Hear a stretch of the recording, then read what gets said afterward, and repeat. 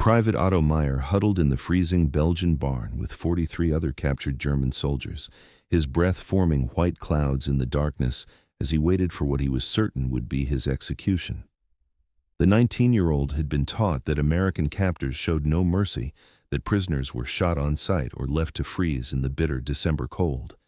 His hands trembled as he heard boots approaching outside, the heavy footsteps growing louder with each passing second. This was it, he thought. The end of everything. But when the barn doors swung open and the American guards entered, they weren't carrying rifles. They were carrying blankets, thick, heavy wool blankets that smelled of soap and safety. Otto's eyes widened in disbelief as one was draped across his shaking shoulders, the warmth seeping into his frozen bones like a miracle he couldn't comprehend.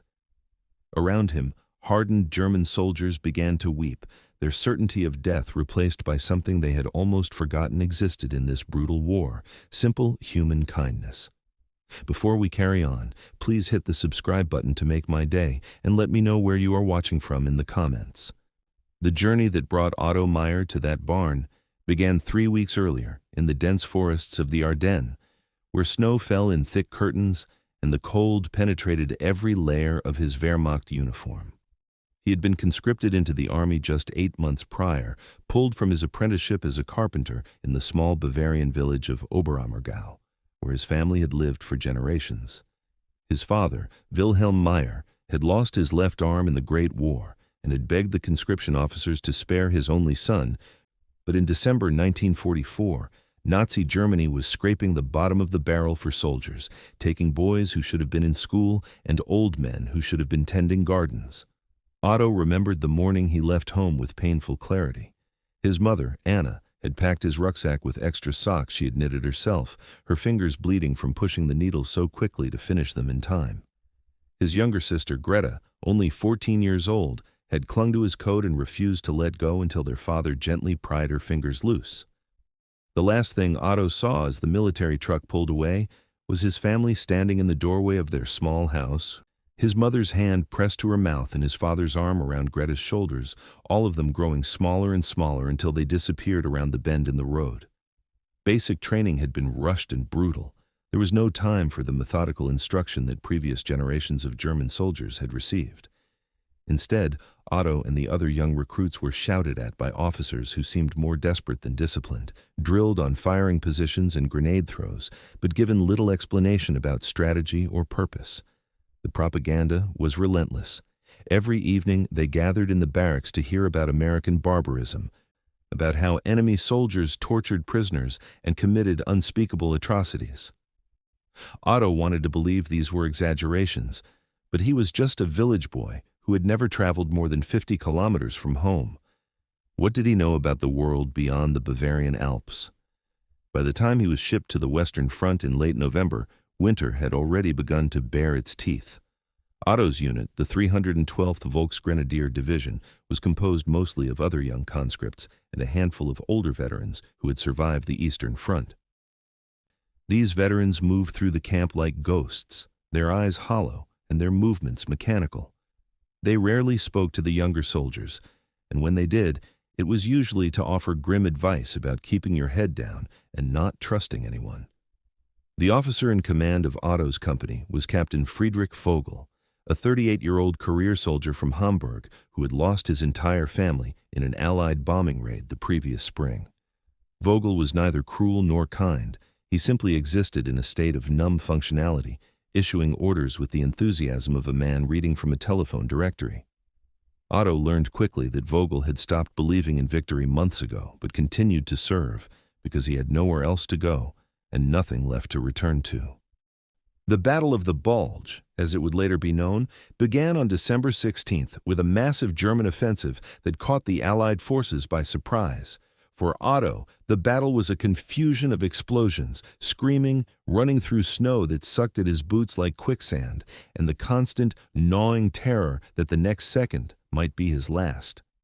He fired his rifle at shapes moving through the trees, never knowing if he hit anything or anyone. The sound of artillery was so constant that his ears rang even during the brief moments of silence, and the smell of cordite and blood became as familiar as the smell of his mother's kitchen had once been. On the third day of fighting, Otto's squad of 8 men became separated from the main unit during a chaotic retreat. Sergeant Klaus Hoffmann, a 32-year-old farmer from Saxony, took command and led them through the forest, trying to find their way back to German lines. But the battle had fragmented into dozens of smaller skirmishes, and it was impossible to know where safety lay. They moved through the snow like hunted animals, starting at every sound, their ammunition running dangerously low. It was during this desperate flight that Otto witnessed something that would haunt him for years. They came across a farmhouse that had been caught in the crossfire, its walls pockmarked with bullet holes and one corner completely collapsed. Inside, they found an elderly Belgian couple, both dead, huddled together in what had once been their kitchen. The woman was still holding a wooden spoon, as if she had been cooking when the violence reached their home. Sergeant Hoffmann quickly moved the squad away from the house, but not before Otto saw the look on the old man's face, peaceful almost, as if death had been a relief from the terror of war surrounding them. That night, as they sheltered in a ravine, Otto couldn't stop thinking about the couple. They hadn't been soldiers. They had no stake in the grand ideologies that drove men to kill each other. They had simply been 2 old people trying to survive in a world gone mad. And now they were gone, erased as casually as chalk from a blackboard. For the first time since his conscription, Otto allowed himself to question everything he had been told. What were they fighting for? What was the point of any of this? The squad was captured 2 days later, just after dawn on December 22nd.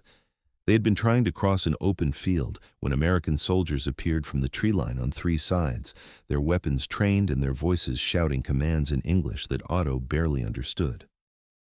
Sergeant Hoffmann raised his hands immediately and ordered the others to do the same. One of the younger soldiers, a boy named Peter Schultz from Berlin, who couldn't have been more than 17, started to raise his rifle, but Hoffmann knocked it from his hands and barked at him to surrender. Peter's face crumpled and he began to cry, great heaving sobs that shook his entire body. The American soldiers approached cautiously, their weapons still raised. Otto noticed that they looked tired, their uniforms dirty and their faces unshaven. Some of them appeared to be even younger than he was, which struck him as oddly comforting. The soldier who searched him was methodical, but not rough, removing Otto's pistol and the few personal items he carried, his mother's last letter, a photograph of his family, and a small wooden cross his father had carved. The American looked at the photograph for a moment, then handed it back to Otto without a word, which surprised him. He had been told that Americans would take everything, that they delighted in humiliating their prisoners. The 8 captured Germans were marched through the forest for several hours, joined along the way by other prisoners until their group had swelled to 44 men. Some were wounded, limping or holding bloodied arms against their bodies.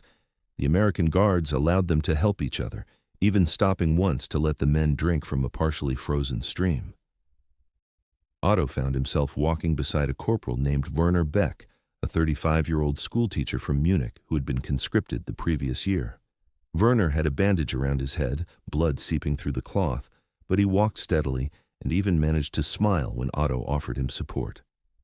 As they marched, Werner spoke quietly about his life before the war. He had taught mathematics at a gymnasium, had been engaged to a woman named Helene who worked as a nurse in Munich. They had planned to marry in the summer of 1943, but then his conscription notice arrived and everything was postponed indefinitely. He hadn't heard from Helene in months, didn't know if she was alive or dead, if Munich was still standing or had been reduced to rubble like so many other German cities. Otto listened to Werner's story and realized that every man in this column had a similar tale, lives interrupted and futures stolen by forces beyond their control. By late afternoon, they reached a small Belgian village that had been liberated by American forces several days earlier. The villagers stood in doorways and watched the German prisoners march past, their faces showing a mixture of anger, fear, and something that might have been pity. An old woman spat on the ground as they passed, and Otto couldn't blame her. How many of her friends and family had died because of German occupation? How much suffering had his country inflicted on these people? The prisoners were taken to a large barn on the outskirts of the village, a sturdy structure with stone walls and a high roof that must have been built a century ago or more. The Americans herded them inside and posted guards at the door. As the last prisoner entered, and the heavy wooden doors swung shut. Darkness enveloped them except for the thin lines of fading daylight that seeped through gaps in the walls. The temperature inside was barely warmer than outside, and Otto could see his breath in the gloom. The 44 German soldiers stood in uncertain silence for several minutes, their eyes adjusting to the darkness.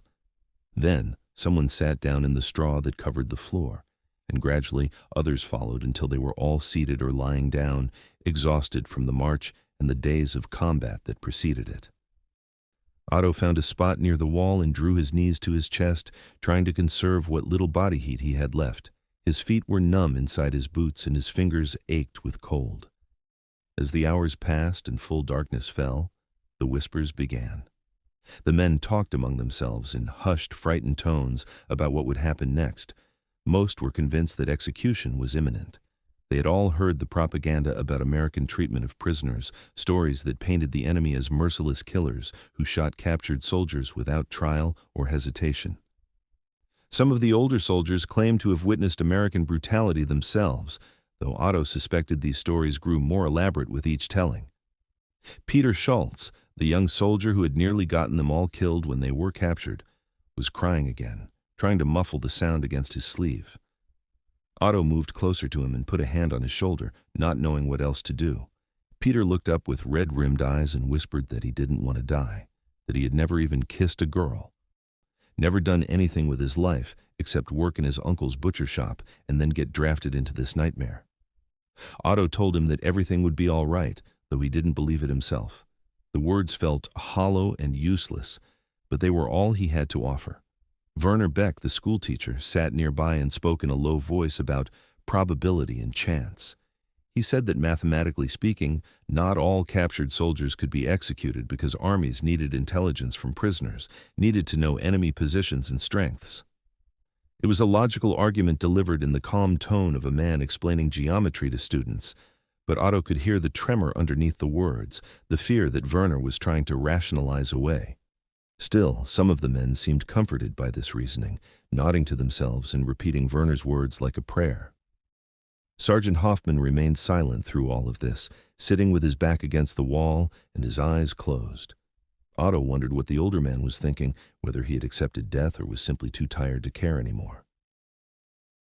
Hoffman had led them through 3 days of hell, had kept them alive when they could have easily died a dozen times over, and now there was nothing more he could do. They were at the mercy of their captors, and mercy was something that seemed to have abandoned the world entirely. Around midnight, one of the guards opened the barn door and motioned for the prisoners to be silent. Several men gasped or whimpered, certain that the moment of execution had arrived. Otto felt his heart hammering so hard he thought it might burst through his ribs. This was it, the end of everything. He thought of his mother and father, of Greta, of the life he would never live, the children he would never have, the house he would never build with his own hands using the carpentry skills his father had taught him. 19 years old, and it was all over. But the guard simply placed a bucket of water inside the door and closed it again. The prisoners stared at the bucket for a long moment.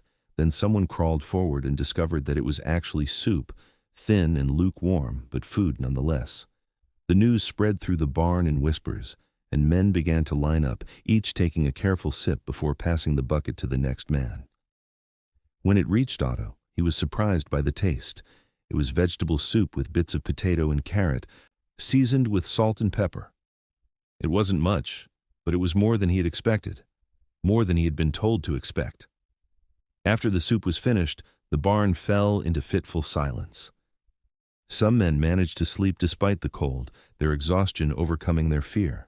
Others lay awake, staring at the darkness or whispering prayers. Otto found himself thinking about the carpenter's shop where he had apprenticed back home. The smell of fresh-cut wood and the satisfaction of seeing a piece of furniture take shape under his hands.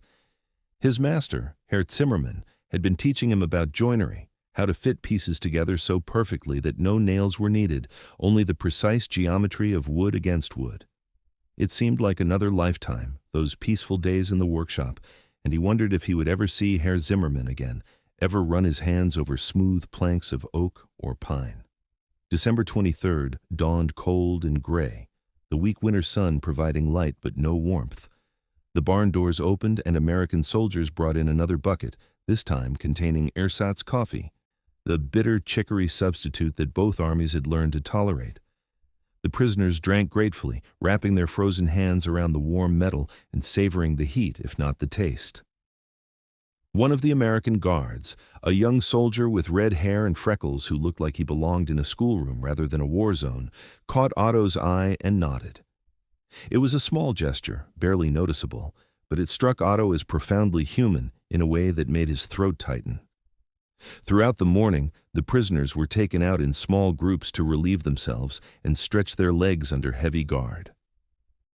Otto's group was led to a corner of the farmyard where they could see the village beyond.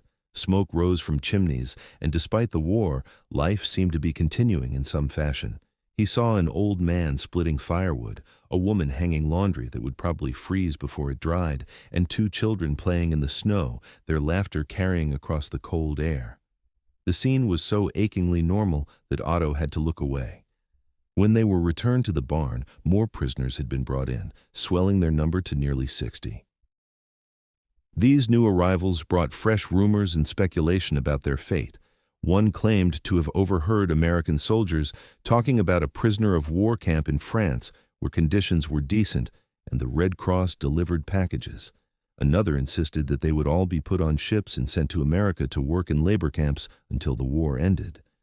A third, his voice shaking with terror, repeated the propaganda about mass executions and graves dug in the forests. The uncertainty was perhaps worse than knowing, Otto thought. At least if he knew his fate, he could prepare himself mentally, could make his peace with whatever was coming. As afternoon faded into evening, the temperature dropped further. Otto's teeth began to chatter uncontrollably, and he tucked his hands into his armpits, trying to preserve warmth. Around him, other men were doing the same, huddling together for body heat or burying themselves in the straw.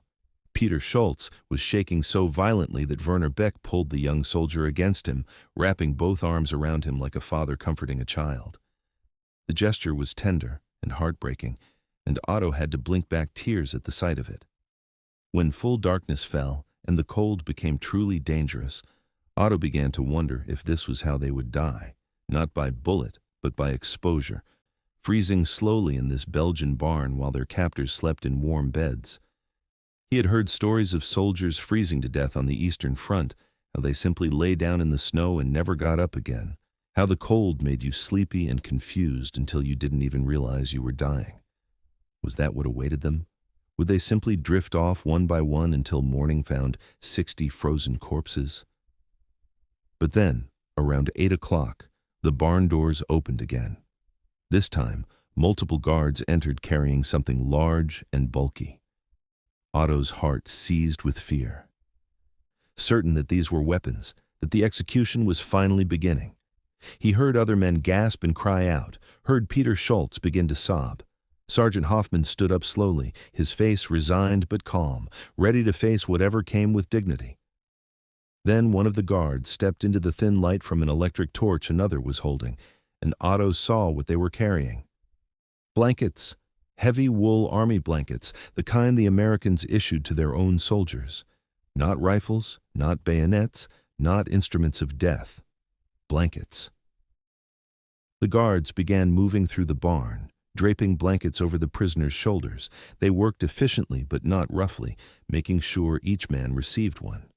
When a guard reached Otto, the man, an older soldier with gray in his hair and tired eyes, actually took a moment to tuck the blanket around Otto's shoulders properly, adjusting it so that it covered him completely. The wool was thick and warm, and Otto could smell the faint scent of military soap on it. He stared up at the American guard in complete incomprehension, unable to process this act of kindness. Around him, similar scenes were playing out.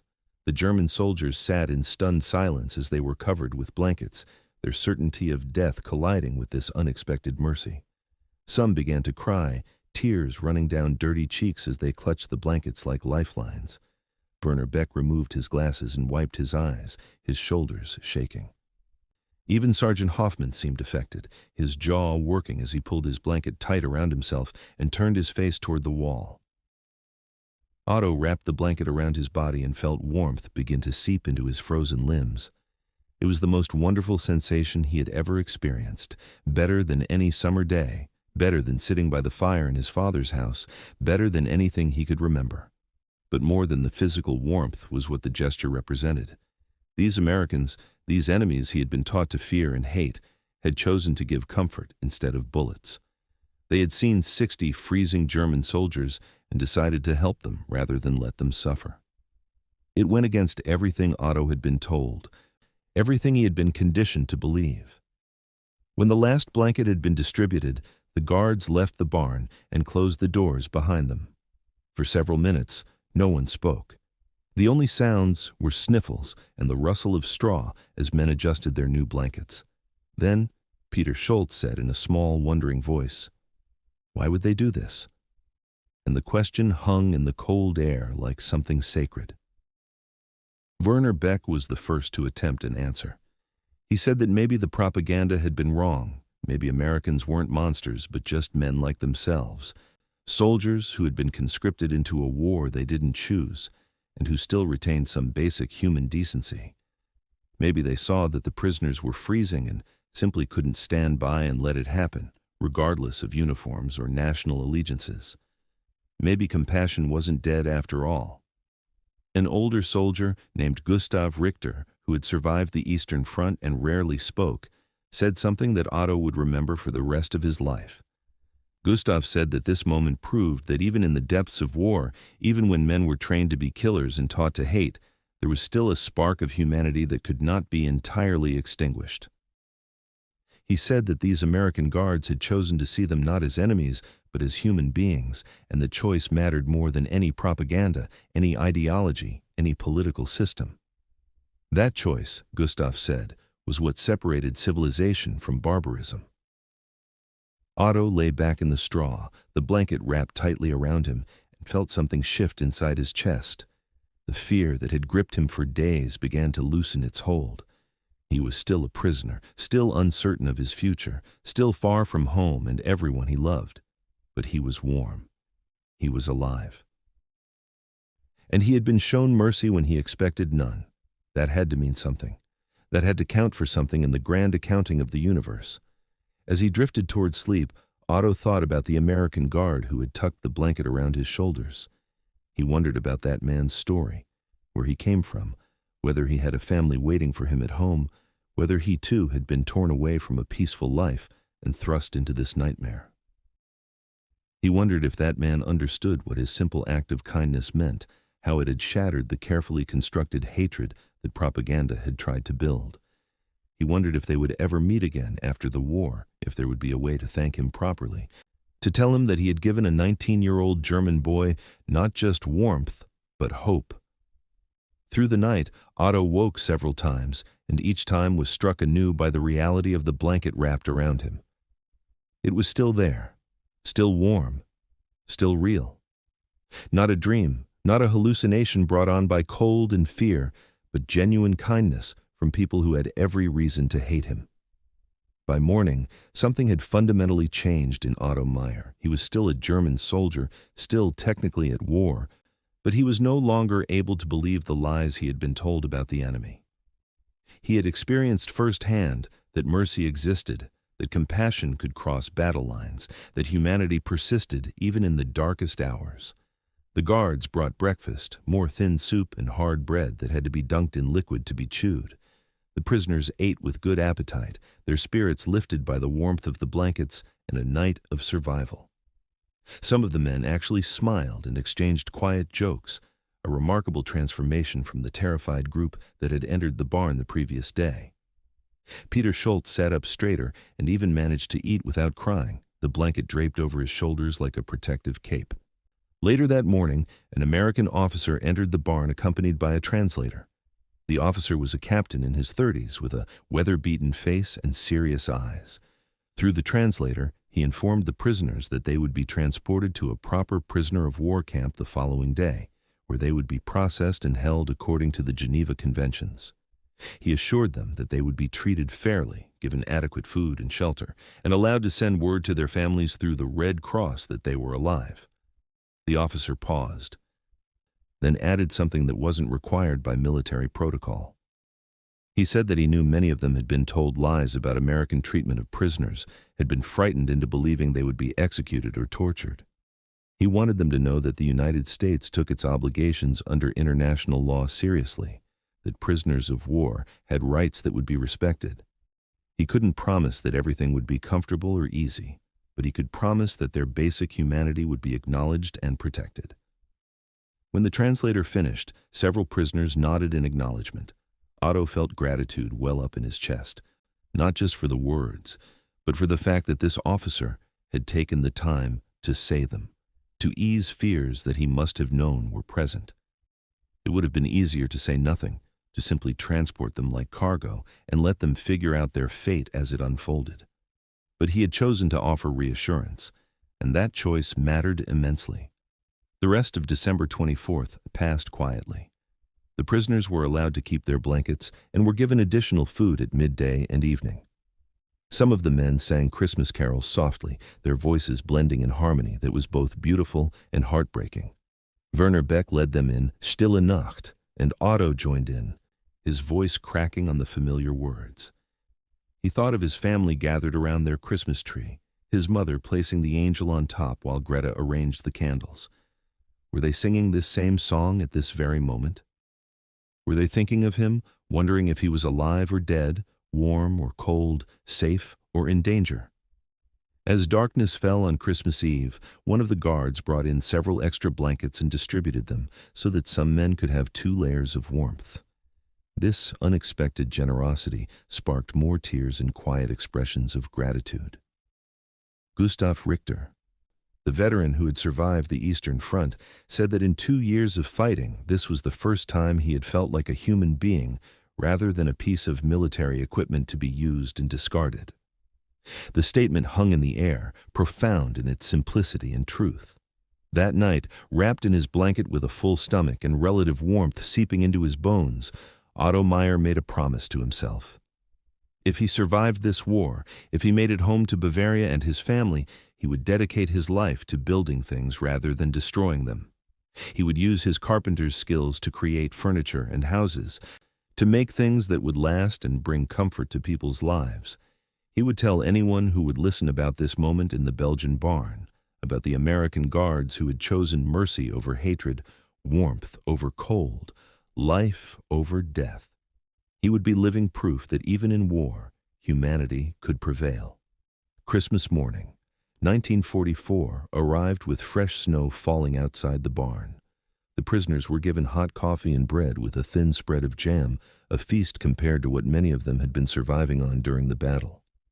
The American guards seemed more relaxed today, some of them even offering small smiles to the prisoners as they made their rounds. Otto noticed that several guards were quite young, probably no older than himself, and he wondered if they too had been thinking about home and family on this Christmas morning, if they too felt the bitter irony of celebrating a holiday about peace and goodwill while engaged in the most violent activity humans had ever devised. Around noon, trucks arrived to transport the prisoners to the POW camp. The men were loaded in groups, their blankets still draped around them. Otto ended up in the same truck as Werner Beck and Peter Schultz, along with about 15 others. As the truck rumbled away from the village, Otto looked back at the barn that had sheltered them. It was just a building, stone and wood and straw, but it had become something more in his memory. It was the place where he learned that mercy existed, where his belief in human kindness was restored when it had been nearly extinguished. The journey to the camp took several hours through snow-covered roads. The men in the truck sat in silence mostly, each lost in his own thoughts. At one point, Peter Schultz leaned against Otto's shoulder and fell asleep, exhausted and perhaps finally feeling safe enough to rest. Otto didn't move, not wanting to wake him. He looked at Peter's young face, slack with sleep and innocent in repose, and felt a surge of protective affection for this boy who should have been in school, not war. The POW camp was located in a former French military installation, a collection of barracks surrounded by fences and guard towers. It wasn't luxurious by any means, but it was organized and secure. The arriving prisoners were processed through an intake procedure that involved giving their names, ranks, and units to Red Cross representatives who would notify their families of their status. When Otto gave his information, spelling out his name carefully for the clerk who wrote it down, he felt a weight lift from his chest. His mother would know he was alive. She would receive official notification that he had been captured and was being held in accordance with international law. The relief of knowing that his family wouldn't spend months or years wondering about his fate was almost overwhelming. The German prisoners were assigned to barracks that were heated by wood stoves and furnished with actual beds, thin mattresses on metal frames that felt like luxury after sleeping on frozen ground and barn straw. They were issued additional clothing, given access to showers for the first time in weeks, and fed regular meals that, while not abundant, were adequate and nutritious. The transformation from battlefield soldiers to prisoners of war was disorienting in its relative comfort. In the days that followed, Otto settled into the routine of camp life. The prisoners were required to work on various maintenance projects around the installation, but the labor was not excessive, and the guards were generally fair in their treatment. He found himself assigned to a carpentry detail, repairing furniture and structures around the camp. When the American sergeant overseeing the work detail learned that Otto had been an apprentice carpenter in civilian life, he began giving him more complex projects and even occasionally asking his opinion on how best to approach a repair. This small recognition of his skills as a craftsman, rather than just a prisoner, meant more to Otto than he could easily express. Werner Beck ended up in the same barracks as Otto, and the two became close friends during the months that followed. Werner organized a school of sorts for the younger prisoners, teaching mathematics and literature to boys who had been pulled out of their educations to fight a war. Peter Schultz attended Werner's classes faithfully, soaking up knowledge with the hunger of someone trying to reclaim what had been stolen from him. In the evenings, Werner would read aloud from books that the camp library provided, his educated voice bringing stories to life in the cramped barracks. Gustav Richter, the veteran of the Eastern Front, rarely spoke about his experiences, but became a steadying presence in the camp. Other prisoners sought him out for advice or simply his calm companionship. One evening, sitting near the stove in the barracks, Gustav told Otto that the blankets in the Belgian barn had saved not just their bodies from freezing, but their souls from something darker. He said that it would have been easy to let hatred consume them, to become so hardened by war and propaganda that they forgot how to recognize kindness. But those American guards had refused to let that happen, had insisted on treating them with basic decency, and in doing so had preserved something essential in all of them. As winter gave way to spring and then summer, news from the war front filtered into the camp. The prisoners learned of Germany's continued retreat, of cities being captured, and territory lost. When news of Hitler's death reached the camp in late April 1945, reactions were mixed. Some prisoners wept, though whether from grief for their fallen leader or relief that the madness might finally be ending, it was hard to say. Others received the news with stony silence or barely concealed satisfaction. Otto felt mostly numb. The man who had plunged Europe into this nightmare was gone, but the nightmare itself continued. The official surrender of Germany in May 1945 brought a strange mixture of emotions to the camp. The war was over, which meant no more dying, no more destruction. But it also meant that Germany had lost completely, that everything they had been told they were fighting for had ended in total defeat. For Otto, the primary emotion was relief. He was alive. He had survived, and eventually he would be able to go home. That was enough. The grand political and ideological questions could be sorted out by others. He was just a carpenter from Bavaria who wanted to see his family again and get back to building things with his hands. However, repatriation was a slow process. The logistics of returning millions of prisoners and displaced persons to their homes was staggering, and Germany itself was in ruins, divided into occupation zones and struggling with the aftermath of total war.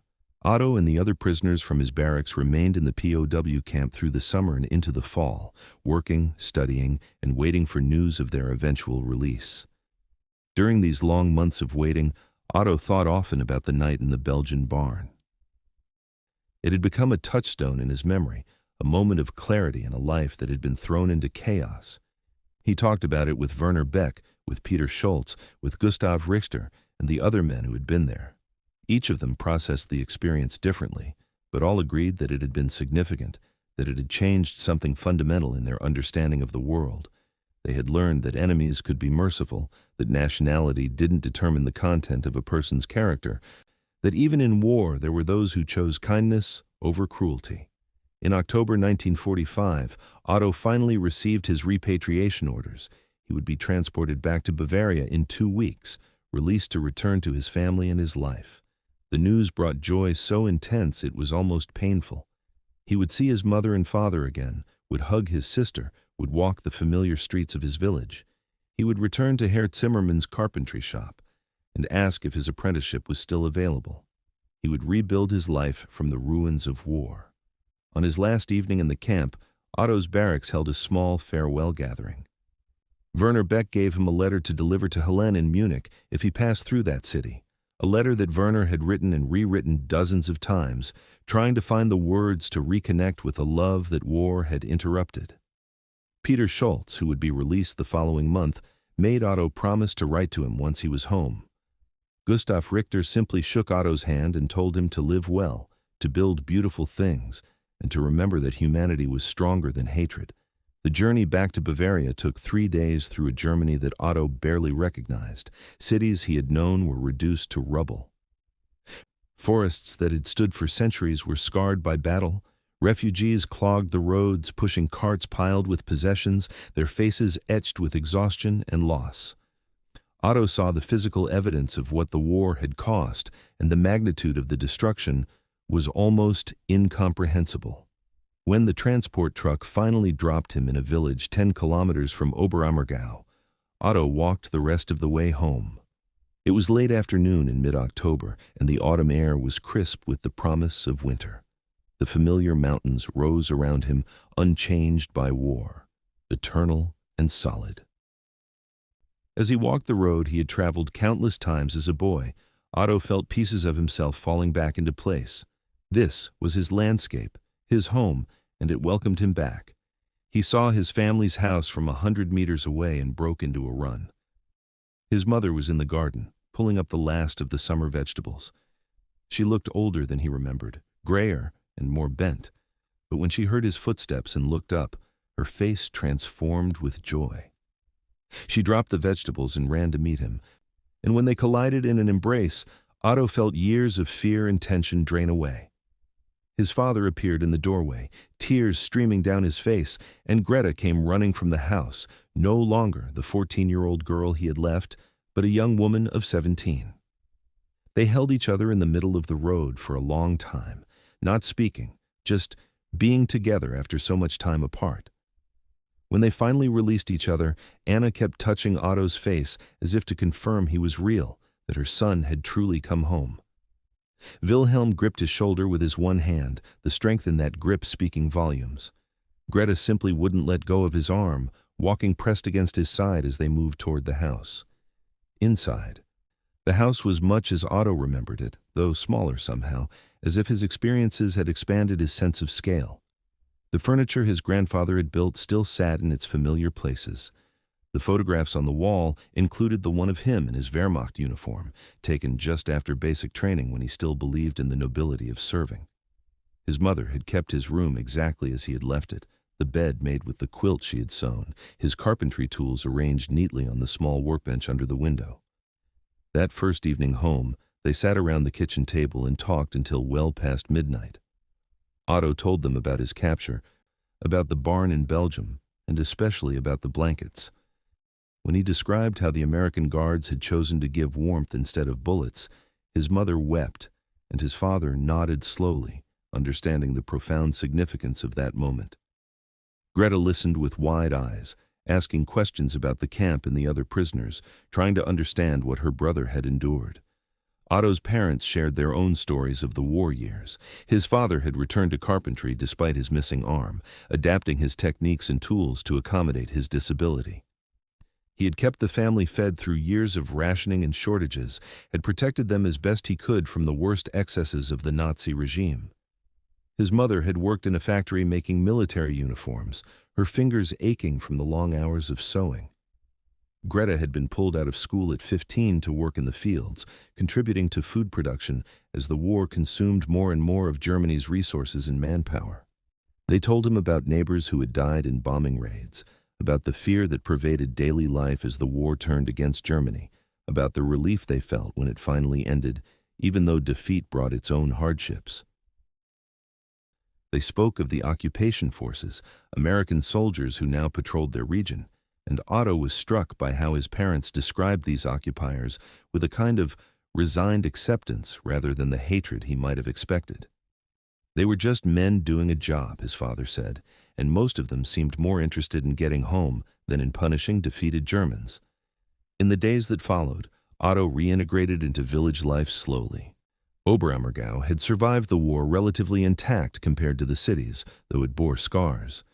Several houses stood empty, their occupants killed or missing. The village had lost 32 men in the war, their names now inscribed on a memorial in the church cemetery. Otto visited that memorial and read the names, recognizing classmates and neighbors, boys he had played with and men he had respected. He stood before the stone and felt the weight of survival, the strange guilt of having lived when so many had not.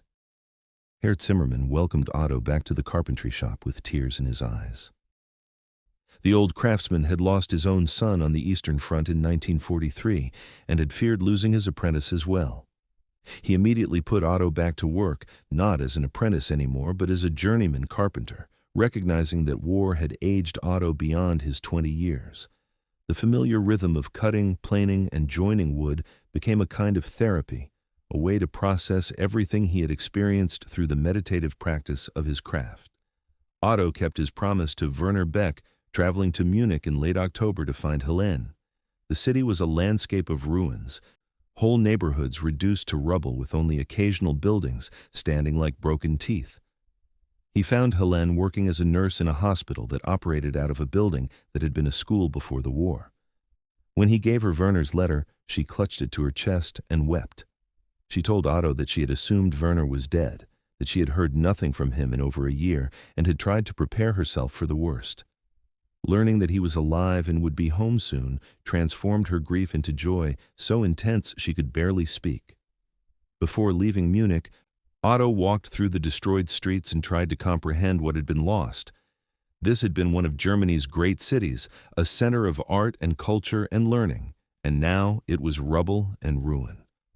How many years would it take to rebuild? How many lives had been shattered here? The magnitude of destruction was almost too large to hold in his mind, and he found himself thinking again about the blankets in the Belgian barn. In the midst of all this destruction, that small act of mercy stood out like a candle in the darkness, proof that not everything had been destroyed, that human decency had survived even when so much else had been lost. Winter came early to Bavaria that year, and with it came the hard work of survival. Food was scarce throughout Germany, and the occupation authorities struggled to provide adequate supplies. Otto's carpentry skills became valuable as people needed repairs done to prepare their homes for winter. He worked long hours, often accepting payment in food rather than the nearly worthless currency that circulated in the occupation zones. His father worked beside him when he could, and together they repaired roofs, fixed windows, built furniture to replace what had been destroyed or burned for fuel. In January 1946, Otto received a letter forwarded through the Red Cross. It was from Peter Schultz, who had been released from the POW camp in November and returned to Berlin. Peter's letter painted a grim picture of life in the devastated capital, where hunger was constant and the black market was often the only way to obtain necessities. But despite the hardships, Peter was alive and reunited with his mother and two sisters. His father had been killed in the fighting for Berlin in the final days of the war, and Peter had become the man of the family at 18 years old. He wrote that he thought often of Otto and Werner and the others from the barn, that those memories helped him get through difficult days. He asked Otto to write back and tell him about life in Bavaria, hungry for connection with someone who understood what he had been through. Otto wrote back immediately, beginning a correspondence that would continue for years. Through letters, he maintained connections with several of the men from the POW camp, creating a network of shared experience and mutual support. Werner Beck returned home in February and married Helene in a simple ceremony in March. He resumed his teaching career, though the school system was still struggling to reorganize itself in the post-war chaos. Gustav Richter went back to his farm in Saxony, which was now in the Soviet occupation zone, and his letters spoke of different challenges and a harsher occupation than what Otto experienced in the American zone.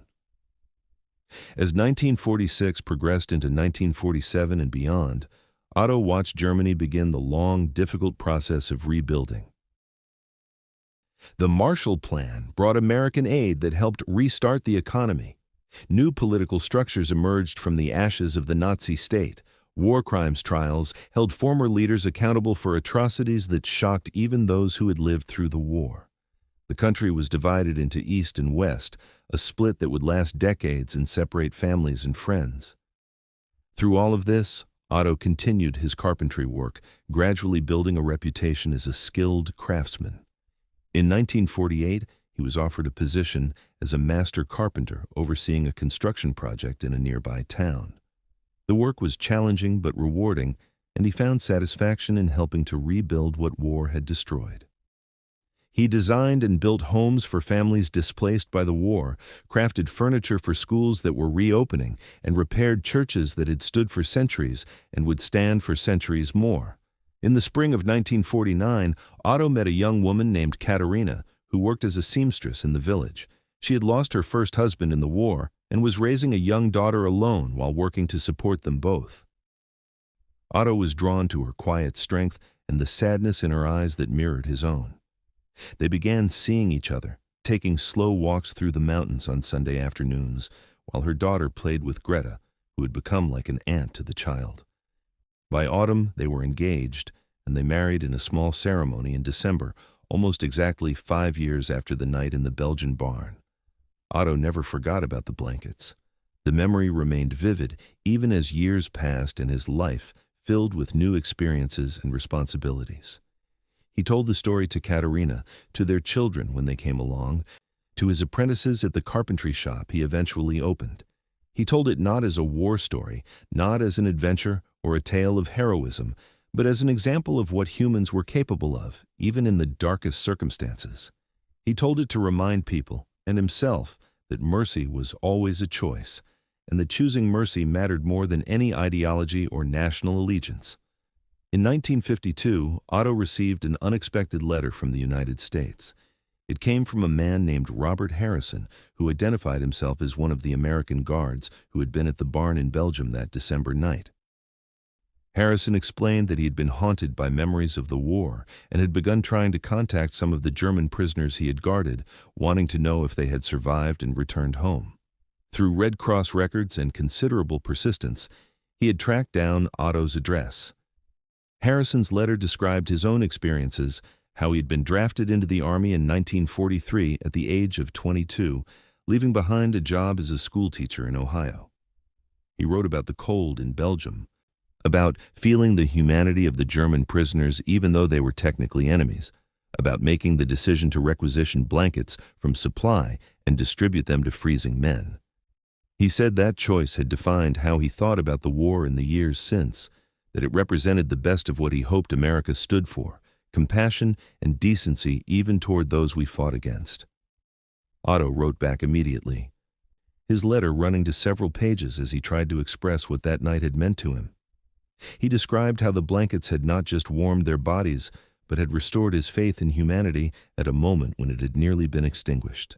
He wrote about his life since the war, about his family and his work, about trying to build things that would last in a world that had seen so much destruction. He thanked Harrison not just for the blankets, but for choosing to see prisoners as human beings worthy of basic dignity. This began a correspondence between Otto and Robert Harrison that would last for decades. They exchanged letters several times a year, sharing details of their lives and reflecting on their shared experience of the war.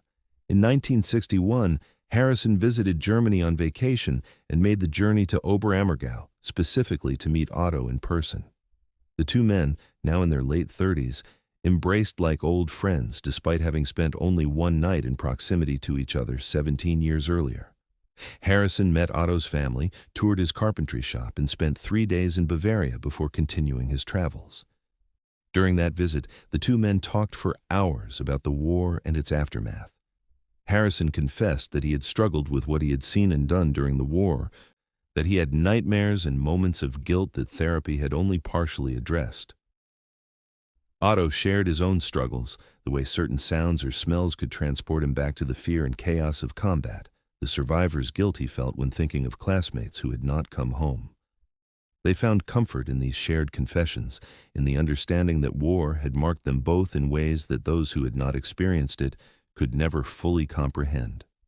But they also talked about hope and rebuilding, about the unexpected friendship that had developed through letters, about the fact that former enemies could become friends when they recognized their shared humanity.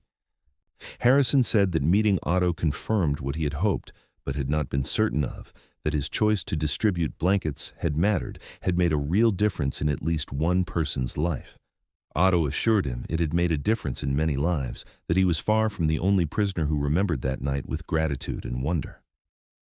When Harrison left to continue his vacation, Otto stood at the train station and watched the train pull away, feeling grateful beyond measure that he had lived to see this day. The war that had tried to make them enemies had instead, through a strange twist of fate and choice, brought them together as friends. It was a small victory against the forces of hatred and destruction, but it was a victory nonetheless, and Otto treasured it. Throughout the 1960s and 70s, Otto's life continued to unfold in the rhythms of work and family. His carpentry business thrived as Germany's economy recovered and grew. He trained a new generation of apprentices, passing on the skills his father and Herr Zimmermann had taught him. His children grew up in a Germany that was peaceful and prosperous, that had learned hard lessons from its past and was trying to build a better future. When his grandchildren were born, Otto told them stories about the war, not to glorify it, but to help them understand the cost of hatred and the value of mercy. Werner Beck became a principal at a gymnasium in Munich, educating thousands of students over his career. He and Otto remained close friends, visiting each other several times a year and maintaining the bond forged in that Belgian barn. Peter Schultz struggled more than most, the trauma of war affecting him deeply, but he eventually found stability working as a clerk and married a woman who helped him manage his nightmares and anxiety. Gustav Richter wrote less frequently as the years passed, the difficulties of life in East Germany making correspondence challenging, but when his letters did arrive, they carried the same steady wisdom that had comforted prisoners in the POW camp. As Otto grew older, he began to reflect more deeply on what the war had taught him. He thought about how easily humans could be convinced to hate those they did not know, how propaganda could twist perceptions and turn neighbors into enemies.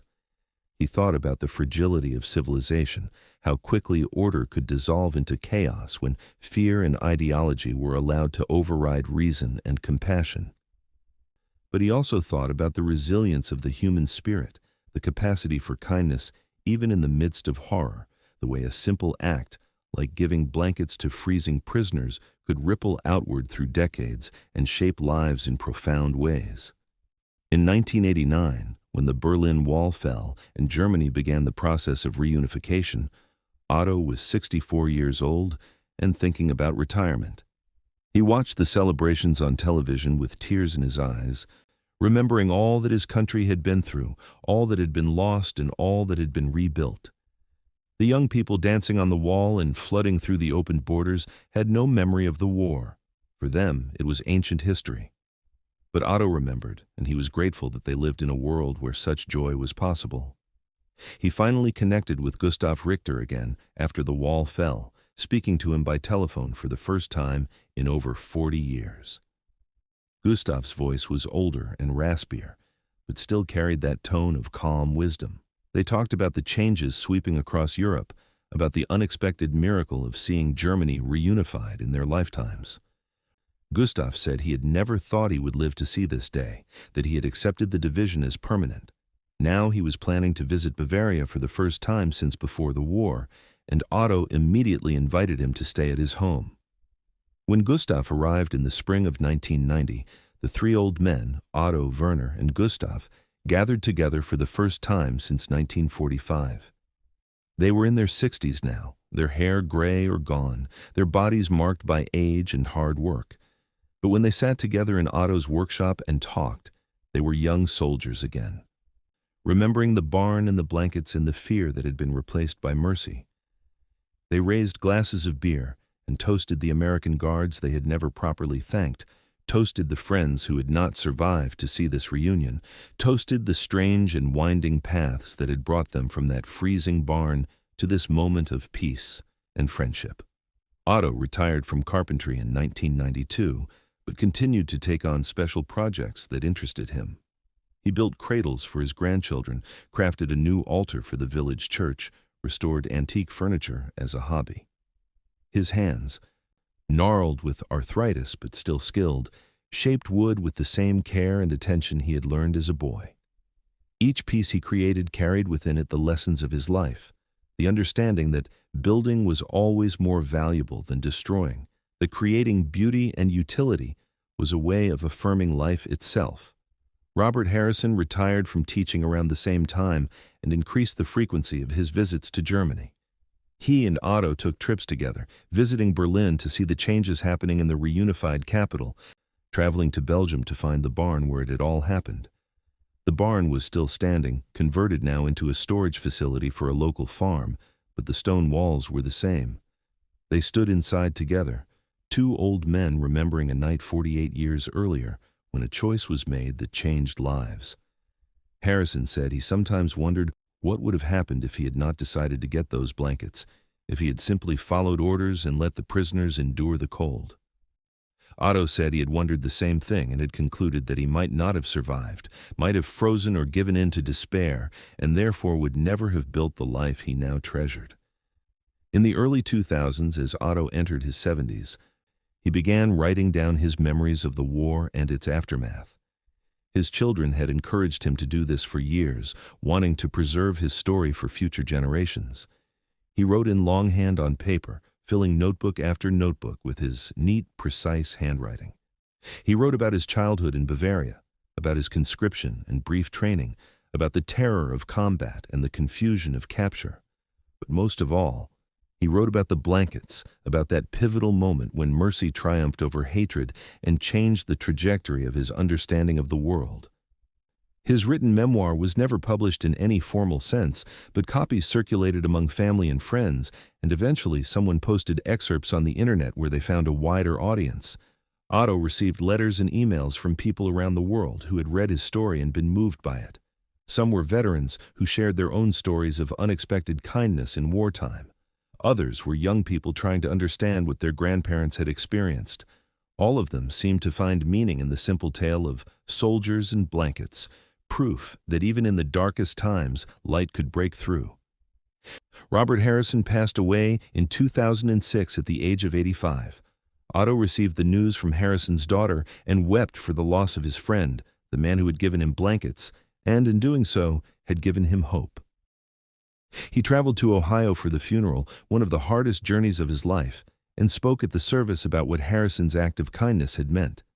He told the gathered mourners that Harrison had been a teacher, not just in his profession, but in the truest sense of the word, teaching through example that compassion was always possible, always valuable, always the right choice. Otto continued living in Oberammergau, surrounded by family and the mountains that had witnessed his entire life. He was interviewed occasionally by historians and journalists interested in first-hand accounts of World War II. He always told them the same story, about the barn and the blankets, about fear transformed into gratitude, about enemies who became friends. He told them because he believed it was a story worth remembering, a counter-narrative to all the tales of atrocity and hatred that dominated discussions of the war. Werner Beck died in 2009 after a brief illness, and Otto delivered the eulogy at his funeral. He spoke about the friendship that had sustained them both through decades, about Werner's dedication to education and his belief that knowledge and understanding were the antidotes to the ignorance and fear that had fueled the war. He said that Werner had taught him as much through their friendship as any formal teacher ever could, and that he would miss his friend's wisdom and gentle humor. Gustav Richter outlived them both, surviving into his 90s with the same quiet strength he had shown in the barn and the POW camp. He and Otto spoke by phone regularly, Two old soldiers who had seen the worst of humanity and the best, who had survived when so many had not. When Gustav finally passed away in 2012 at the age of 91, Otto felt the weight of being one of the last survivors of that night in December 1944.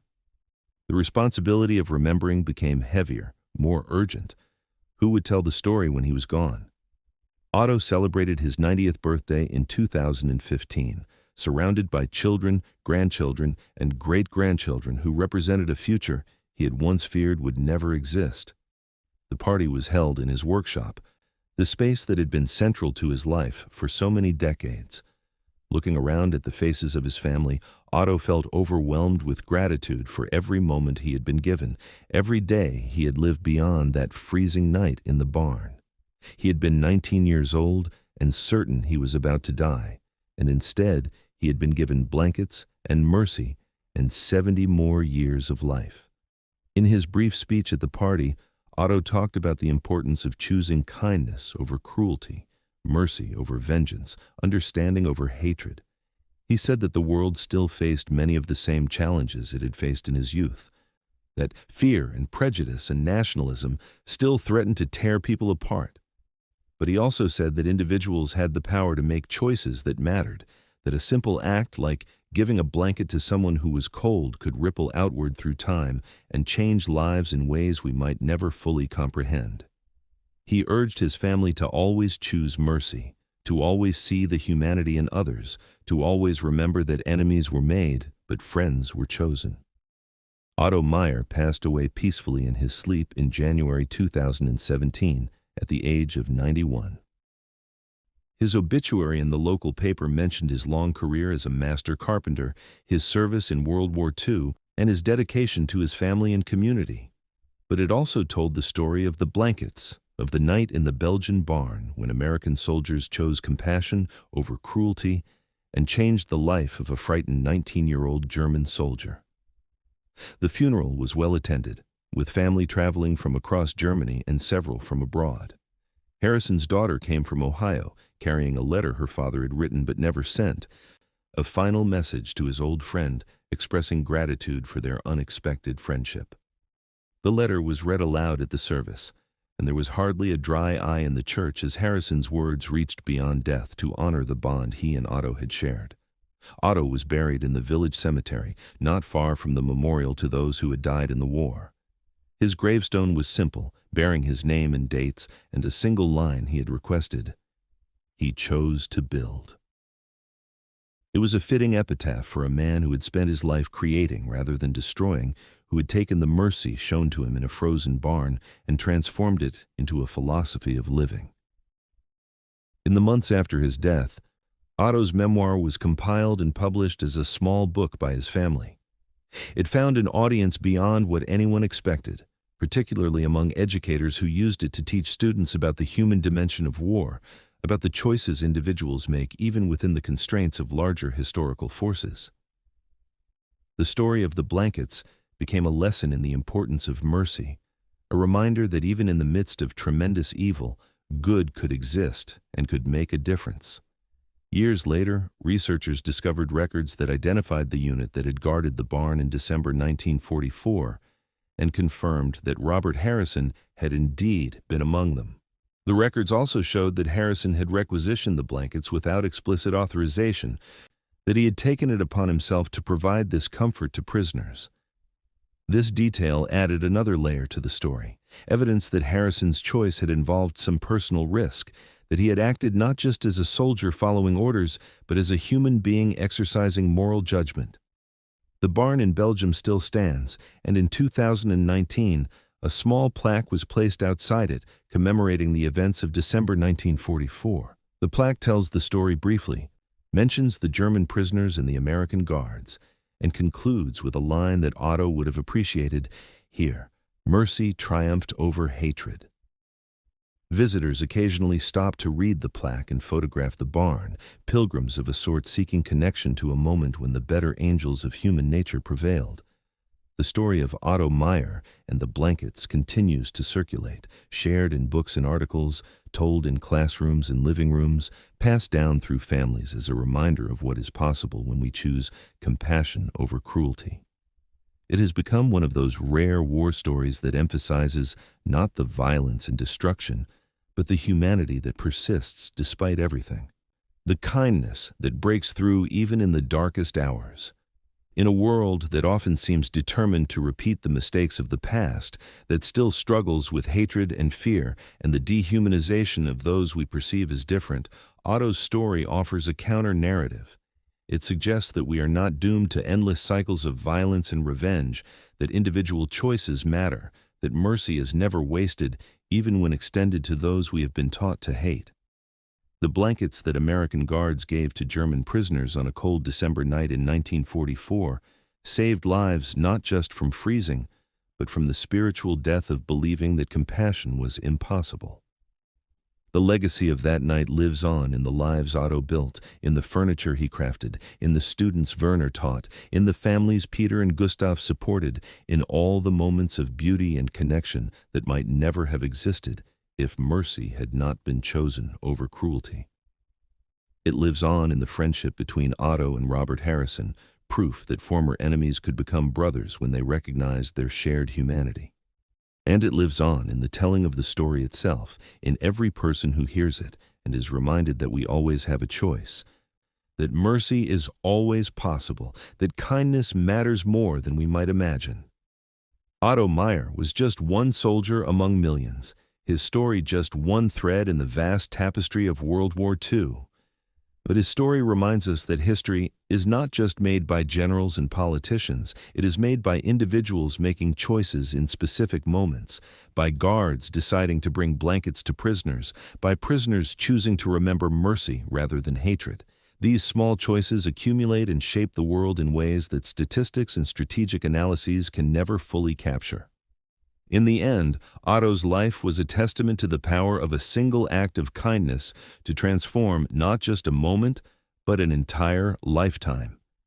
The warmth of those blankets stayed with him through 70 years, a reminder of what humans could be at their best, a foundation upon which he built a life dedicated to creation, compassion, and connection. The story of the blankets became his story, and his story became a lesson for anyone willing to listen, that mercy is never wasted, kindness is never foolish, and choosing to see the humanity in others is always, always the right choice.